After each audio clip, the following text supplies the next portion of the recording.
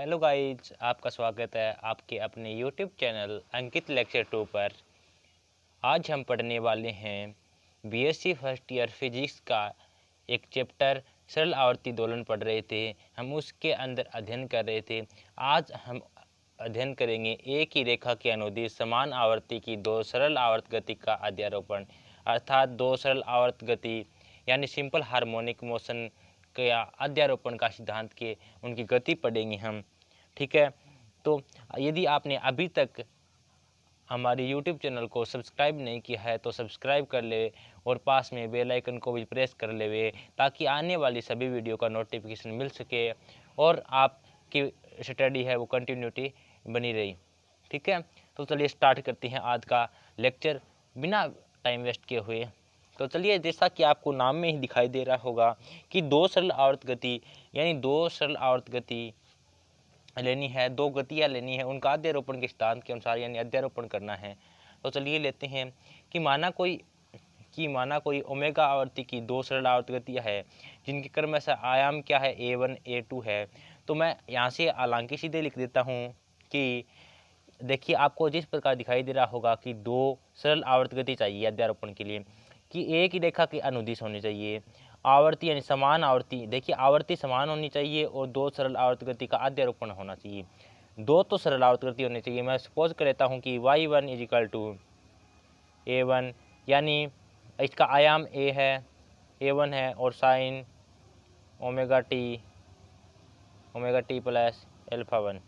इसी प्रकार एक और गति y2 is equal to A2 sine omega T plus alpha 2। क्या कहा गया है कि आवर्ती की यानी एक के अनुदिश समान आवर्ती होनी चाहिए। देखिए, आवर्ती समान है ओमेगा टी अल्फा 1 प्लस, ठीक है, और आयाम A1 A2 है। क्रम से दो गतियाँ ली है, इनका y1 और y2 ली है हमने, जिनका आयाम A1 A2 है और उनकी आवर्ती ओमेगा समान है। ठीक है, ये बोला गया है, इसका अध्ययन करेंगे।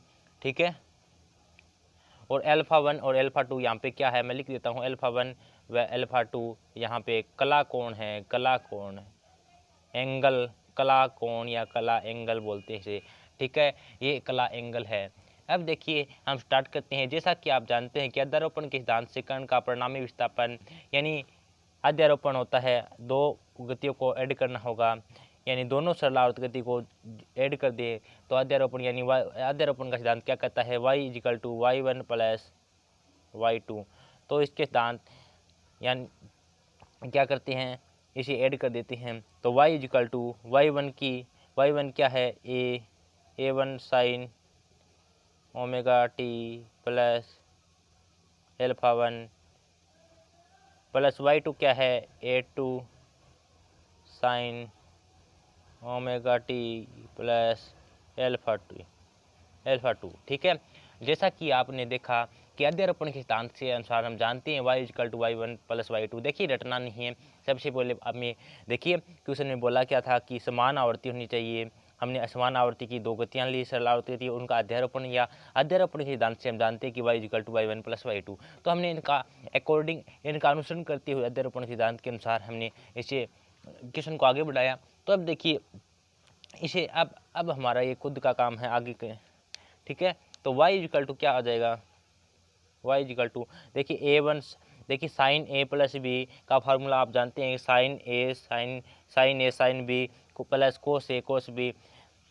तो यहाँ से मैं इस बार साइन A प्लस बी के फार्मूले से लिख सकता हूँ कि A1 sine omega t cos alpha 1 plus cos omega t sine alpha 1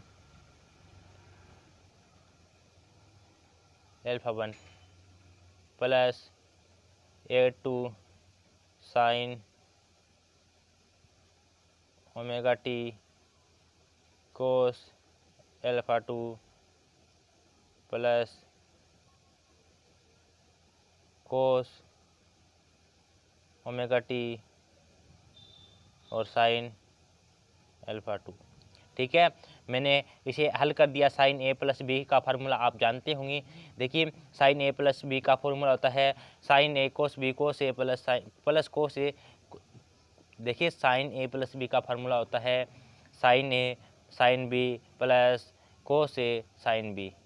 ठीक है, तो इसके अकॉर्डिंग मैंने इसको खोल दिया। अब क्या करते हैं, अब देखिए, तो देखिए a1 को इसे मल्टीप्लाई कर देते हैं। a1 को हमने मल्टीप्लाई कर दिया। ठीक है, इसको a1 के साथ मल्टीप्लाई कर दिया और इसको भी a1 के साथ मल्टीप्लाई कर दिया। ये a2 के साथ मल्टीप्लाई है ही, और इसे भी a2 के साथ मल्टीप्लाई कर देते हैं। ठीक है, इस साथ में मल्टीप्लाई कर दिया। अब देखिए जो कॉमन आ रहा है उसे कॉमन ले लेते हैं। देखिए a1 यहाँ से साइन ओमेगा टी कॉमन आ रहा है। देखिए यहाँ से इस टर्म से साइन ओमेगा टी कॉमन है और इसी टर्म से साइन ओमेगा टी कॉमन है। तो मैं यहाँ से देखिए कि y is equal to sine omega t common ले लेता हूँ। तो यहाँ क्या बचेगा, यहाँ बचेगा a1 कोस एल्फा 1 प्लस a2 कोस एल्फा 2 बचेगा। इसी प्रकार मैं यहाँ से प्लस, देखिए इस टर्म से कोस ओमेगा टी और इस टर्म से भी कोस ओमेगा टी कॉमन आ रहा है, तो कोस ओमेगा टी, और यहाँ बचेगा a1 साइन एल्फा प्लस और a2 साइन एल्फा 2। ठीक है, हमने कुछ नहीं किया, अध्यारोपण के सिद्धांत के अकॉर्डिंग चल रहे हैं। अब देखिए इसको खोल दिया, कोस ए प्लस बी के फार्मूले, साइन ए प्लस बी के फार्मूले से खोल दिया। अब यहाँ से जो कॉमन मिला हमें कॉमन ले लिया। और अब देखिए यहाँ से क्या करते हैं कि, तो देखिए अब क्या करते हैं, इस पूरी टर्म को हम एक कांस्टेंट मान लेते हैं। माना कि इसे एक नई टर्म दे देते हैं, माना कि ए कोस फाई, इस पूरी टर्म को हमने ए कोस फाई दे दिया और इस पूरी टर्म को ए साइन फाई। ठीक है, तो अब देखिए यहाँ से इसकी वैल्यू पुट कर दीजिए। देखिए y is equal to sine omega t, और यहाँ क्या है ए कोस फाई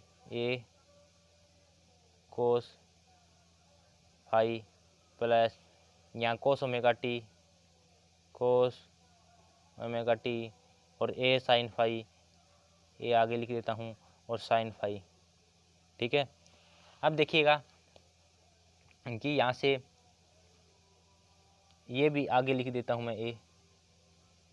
अब देखिए कि ए साइन ओमेगा टी, यहाँ से देखिएगा ए कॉमन आ रहा है, दोनों में ए कॉमन है, ए को बाहर ले लेता हूँ मैं।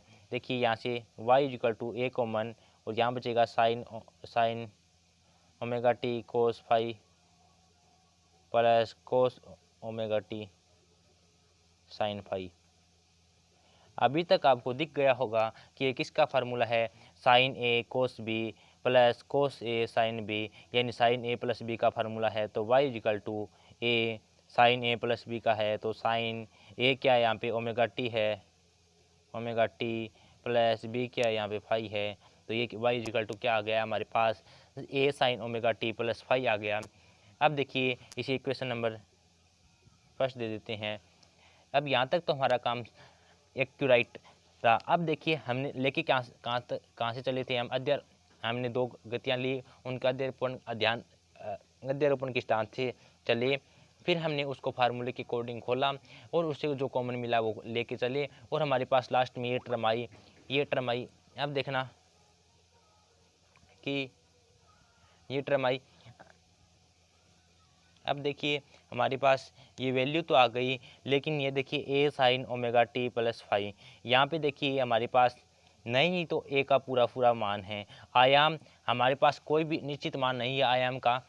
ठीक है, आयाम का कोई निश्चित मान नहीं है और न ही फाई का निश्चित मान है। अंततः हम ए और फाई का मान लेके आएंगे। तो चलिए इसे इक्वेशन नंबर फर्स्ट मान लीजिए और इसे इक्वेशन नंबर 2 मान लीजिए। ठीक है, देखिए मैंने थोड़ा शॉर्टकट यूज़ किया है, लेकिन आप समझने की कोशिश करना। ठीक है, तो देखिए समीकरण नंबर और इसे 3 मान लीजिए। ठीक है, ये समीकरण 1 है, यानी a cos phi is equal to a1 plus a1 cos phi plus a2 cos alpha 2 और a sin phi is equal to a1 sin alpha plus a2 sin alpha 2 है। तो देखिए समीकरण 1 व समीकरण 2 को समीकरण 2 का वर्ग करेंगे और फिर उनको ऐड करेंगे। ठीक है, जिससे हमारे पास a की एक वैल्यू आ सके। तो चलिए करते हैं ऐड। तो देखिए ये रहा, तो देखिए ए स्क्वेयर कोस स्क्वेयर फाई, देखिए ये पार्ट एक साइड जो ऐड होगा प्लस ए स्क्वेयर साइन स्क्वेयर फाई, क्योंकि देखिए ये टर्म एक साइड होगी और ये एक टर्म साइड होगी, तो लेफ्ट में जुड़ेगी और राइट में जुड़ेगी। तो लेफ्ट को ऐड कर दिया इजिकल टू क्या है, ये टर्म और ये टर्म है, तो इनको टर्म को ऐड करेंगे। उससे पहले इनका स्क्वायर भी करना है, तो a1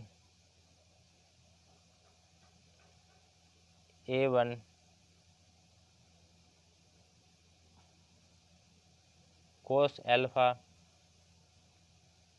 alpha plus a2 cos alpha 2 का स्क्वायर प्लस इनमें ऐड करेंगे a1 square sine square alpha plus a2 square sine square alpha 2। ठीक है, अब इन्हें ऐड कर दो। ठीक है, देखिएगा कि a1 square common, A square common आ रहा है, यहाँ बचा cos square phi plus sine square phi.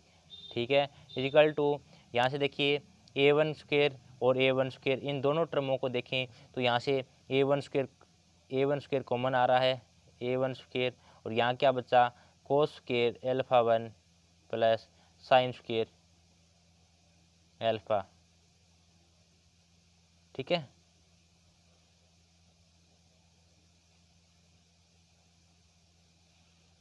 तो इसी प्रकार इसको भी ऐड करेंगे, इस टर्म को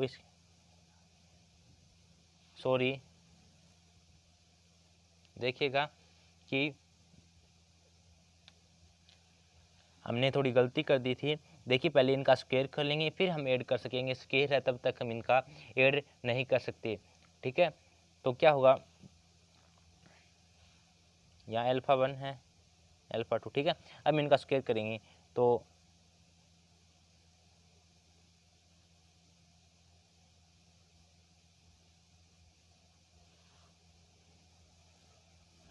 हमने देखिए यहाँ पे भी देखिए साथ में स्क्वायर भी कर दिया और साथ में यहाँ पे स्क्वायर भी कर दिया था। देखिए ये भी लगा दिया और ये भी कर दिया। ठीक है, तो यहाँ पे स्क्वायर नहीं है। ठीक है, यहाँ पे भी स्क्वायर नहीं है। अब देखिए इसका स्क्वायर करते हैं इस पूरी टर्म का। थोड़ी गलती आपको समझने में थोड़ी मिस्टेक यानी गलती कन्फ्यूज हुआ, लेकिन उसके लिए माफ़ी चाहता हूँ। अब देखिए क्या हुआ, यहाँ तक आपको समझ में आ गया। ये समीकरण नंबर 1 और समीकरण नंबर 2 को हमने ऐड किया, तो लेफ्ट को ऐड किया तो A square cos square alpha sine square alpha आया। इसका भी स्क्वायर करके ऐड करेंगे, तो पहले इसका स्क्वायर करेंगे और फिर इसका ऐड करेंगे, तो क्या होगा a1 square cos square alpha 1 plus a2 square cos square alpha 2 plus a plus B की होल स्क्वायर से हल करेंगे, क्या होगा plus 2a1 a2 cos alpha 1 cos alpha 2। ठीक है, प्लस इसे अब इसे हल करेंगे a1 square sine square alpha 1 plus a2 square sine square alpha 2 plus 2a1 a2 sign alpha 1 sign alpha 2। ठीक है, अब देखिए अब इसे हल करेंगे, तो देखिए इस टर्म को देखिएगा, अब इस टर्म को देखिए और इस टर्म को देखिए। यहाँ से देखिए a1 स्क्वायर कॉमन आ रहा है, तो मैं लिख देता हूँ a1 स्क्वायर कॉमन, और यहाँ क्या बचेगा कोस square alpha 1 plus sine square alpha 1, वो क्या होता है 1 होता है। अब देखिए इस टर्म को देखिएगा और इस टर्म को देखिएगा, यहाँ पे a2 स्क्वायर कॉमन आ रहा है इस टर्म से, और यहाँ बचेगा कोस square alpha 2 plus sine square alpha 2, उसका मान 1 होता है। और अब आगे देखिए क्या बचेगा,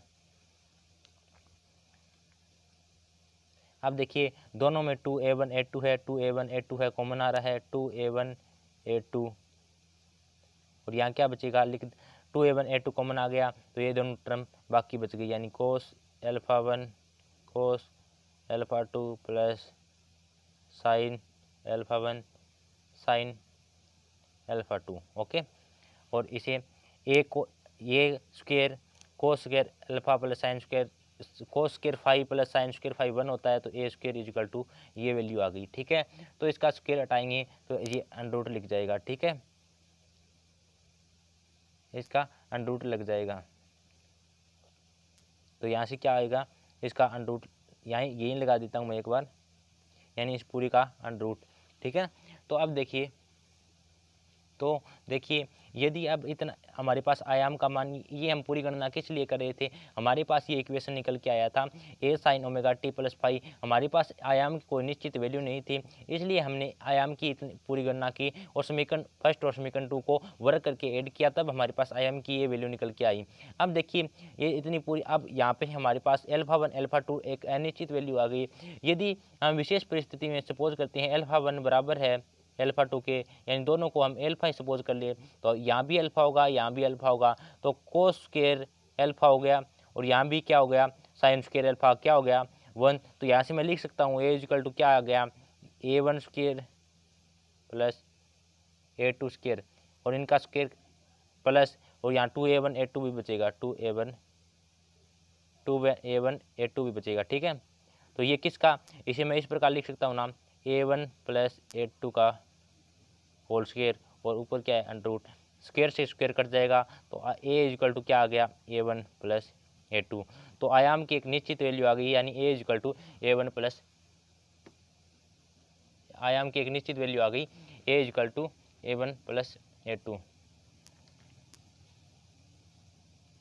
तो अब देखिए, अब हमारे पास आयाम की तो निश्चित वैल्यू आ गई, लेकिन फाई की भी निश्चित वैल्यू चाहिए, तो एक इतना काम आपको करना होगा। समीकरण नंबर 1 में यदि आप समीकरण नंबर 2 का डिवाइड करोगे, तो देखिए यहाँ पे क्या है, समीकरण नंबर, देखिए समीकरण 2 में समीकरण 1 का डिवाइड, एक ही बात है, आप समीकरण 2 में समीकरण 1 का डिवाइड करेंगे तो आपको यहाँ से फाई की वैल्यू मिल जाएगी, और वो फाई की वैल्यू मैं बता देता हूँ, फाई की वैल्यू आएगी अल्फा। ठीक है, तो वो मान हम समीकरण नंबर 3 में पुट कर देंगे और हमारा पूरा डेरिवेशन सोल्व हो जाएगा, यानी y इक्वल टू क्या आ जाएगा, y इक्वल टू हमारा y इक्वल टू a की जगह क्या आएगा, a की जगह मैंने क्या निकाला a1 प्लस a2, और sine omega t plus phi की जगह क्या आएगा एल्फा, और ये मान किसके लिए आ गया, ये मान आ गया हमारा, ये मान आ गया दो सरल आवर्त गति का अध्यारोपण किया, एक समान आवर्ती की दो सरल आवर्त गति का अध्यारोपण करने पर ये आंसर प्राप्त होता है, ये इसका व्यंजक प्राप्त होता है। ठीक है, ये मोस्ट इंपोर्टेंट टॉपिक है, परीक्षा में आने योग्य है। थोड़ा कंफ्यूज जरूर हुआ टॉपिक में, थोड़ा उलझनग्रस्त, लेकिन बहुत इजी है। यदि आप करके देखेंगे तो आपको ये तो पता चल गया कि किसको स्क्वायर करना है, किसको ना स्क्वायर करना है। नाइट का टाइम है इसलिए थोड़ा वीडियो अच्छा नहीं बन पाया, उसके लिए माफ़ी चाहता हूँ। यदि आपको वीडियो अच्छा लगा है और आपको ज़रा भी कुछ आपको इस वीडियो से सीखने को मिला है तो हमारे वीडियो को लाइक ज़रूर करना। यदि आपको अपने कमेंट में बताना कि आपको हमारी इस प्रकार की वीडियो कैसी लगती है, और कमेंट करके बताना कि आपको भी इसी प्रकार की अन्य वीडियो चाहिए। यदि आप चैनल पर नहीं हैं तो सब्सक्राइब करना और लाइक ज़रूर करना, और अपने कमेंट करके हमें बताना कि आपको वीडियो कैसी लगी है। मैं आपके शुभ भविष्य की कामना करता हूँ, और हम मिलेंगे नेक्स्ट वीडियो में, तब तक के लिए धन्यवाद।